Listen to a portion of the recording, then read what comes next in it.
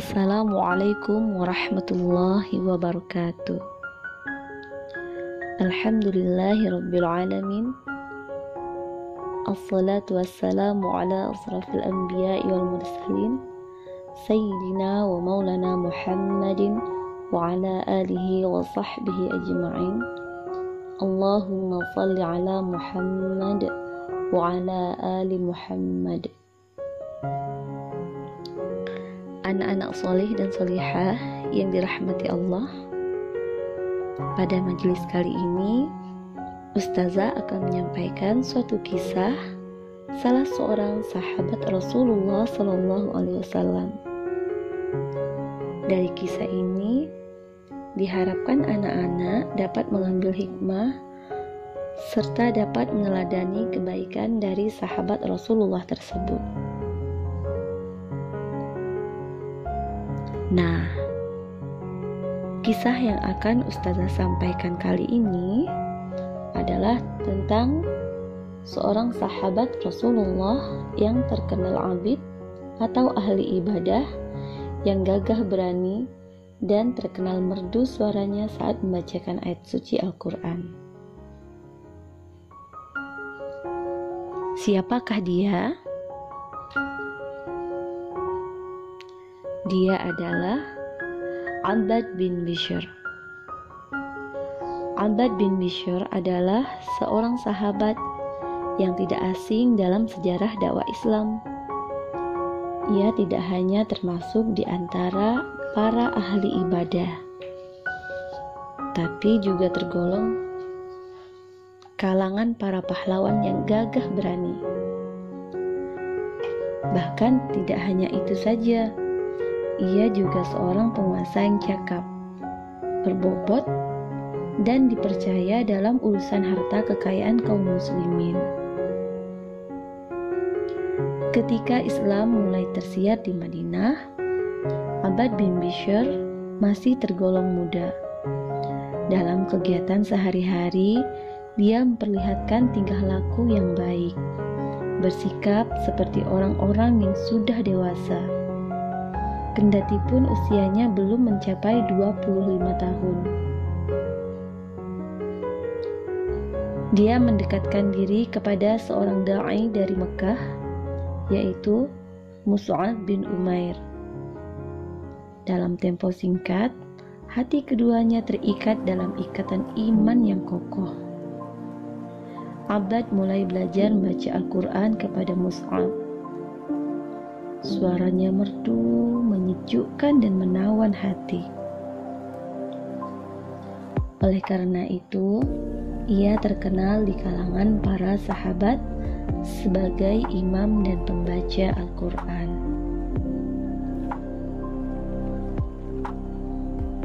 Pada suatu malam, ketika Rasulullah SAW sedang melaksanakan sholat tahajud di rumah Aisyah yang berdempetan dengan masjid, terdengar oleh beliau suara Abbad bin Bishr membaca ayat Al-Quran dengan suara yang merdu. "Ya Aisyah, suara Abbad bin Bishr kah itu?" tanya Rasulullah. "Betul, ya Rasulullah," jawab Aisyah. Kemudian Rasulullah pun mendoakan Abbad bin Bishr.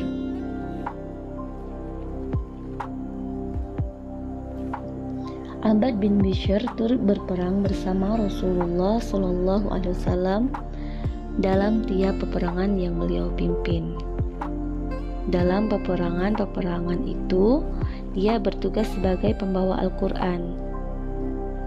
Ketika Rasulullah kembali dari perang Zatul Riqa, beliau beristirahat dengan seluruh pasukan muslim di lereng sebuah bukit.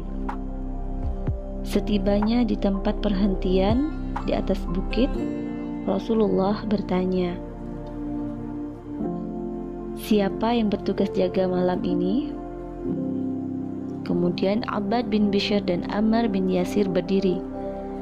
"Kami, ya Rasulullah," kata keduanya serentak. Rasulullah telah menjadikan keduanya bersaudara ketika kaum muhajirin baru tiba di Madinah.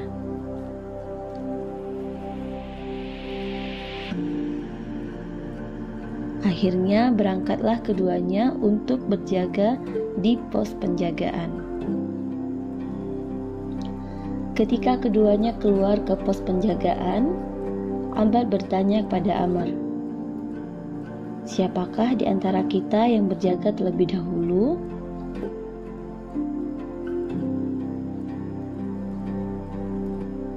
Kemudian Amr menjawab, "Aku yang tidur terlebih dahulu." Nah, Amr pun bersiap-siap untuk berbaring tidak jauh dari tempat penjagaan.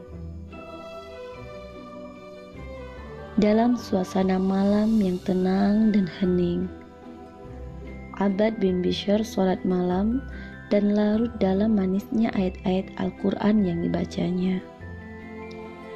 Dalam sholat itu, ia membaca surah Al-Kahfi dengan suara memilukan bagi siapa saja yang mendengarkannya. Ketika Abbad tenggelam dalam mahabbah dengan Rabb-nya, seorang laki-laki datang tergesa-gesa dan melihat seorang hamba Allah sedang beribadah. Lelaki itu yakin bahwa Rasulullah ada di tempat itu, dan orang yang sedang sholat itu adalah pengawal yang bertugas jaga. Kemudian orang itu pun menyiapkan anak panah dan memanah Abbad dengan tepat mengenai tubuhnya. Abbad mencabut anak panah yang bersarang di tubuhnya sambil meneruskan bacaan dan tenggelam dalam sholatnya. Masya Allah. Dalam keadaan terpanah pun, Abbad tetap melanjutkan sholatnya, bahkan semakin khusyuk. Namun, orang itu tidak puas dan akhirnya memanah lagi dan mengenai Abbad dengan jitu. Abbad kembali mencabut anak panah, lalu meluruskan ibadahnya. Kemudian orang itu memanah lagi. Abbad mencabut lagi anak panah dari tubuhnya seperti dua anak panah yang pertama dan yang kedua.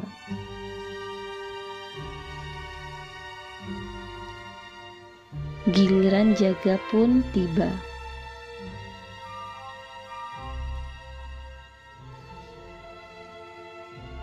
Abbad merangkak ke dekat saudaranya yang tidur, lalu membangunkannya seraya berkata, "Bangunlah, aku terluka parah dan lemas." Sementara itu, melihat mereka berdua, si pemanah buru-buru melarikan diri. Amr menoleh ke arah Abbad dan melihat darah bercucuran dari 3 luka di tubuhnya. "Subhanallah, mengapa engkau tidak membangunkan aku ketika panah pertama mengenai tubuhmu, saudaraku?" tanya Amr keheranan. "Aku sedang baca Al-Quran dalam sholat. Aku tidak ingin memutuskan bacaanku hingga selesai. Demi Allah, jika tidak karena takut akan menyia-nyiakan tugas jaga yang dibebankan oleh Rasulullah SAW untuk menjaga pos perkemahan kaum muslimin, biarlah tubuhku putus daripada harus menghentikan bacaan Al-Quran dalam sholat." Jawab Abbad, "Masya Allah."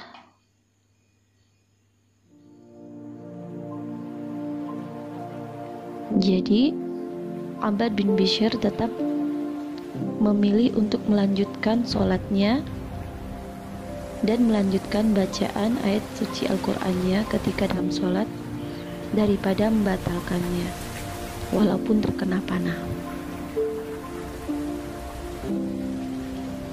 Masya Allah ya. Ketika perang memberantas orang-orang murtad berkecamuk pada masa Khalifah Abu Bakar As-Siddiq, Khalifah menyiapkan pasukan besar untuk menindas kekacauan yang ditimbulkan oleh Musailamah Al-Kadzdzab. Abbad bin Bishr termasuk pelopor dalam pasukan tersebut.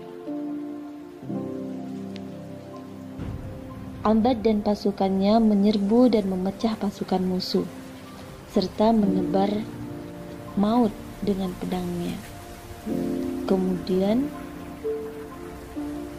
kemunculannya menyebabkan pasukan Musailamah Al-Kadzdzab terdesak mundur dan melarikan diri ke kebun maut.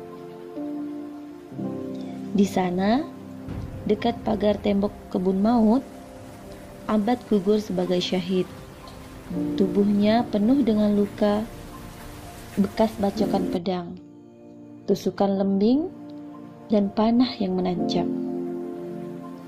Para sahabat hampir tidak ada yang mengenalinya, kecuali setelah melihat beberapa tanda di bagian tubuhnya yang lain. Nah, baik anak-anak, insya Allah itulah tentang kisah Abbad bin Bishr yang tetap melanjutkan sholatnya walaupun dalam keadaan terpanah.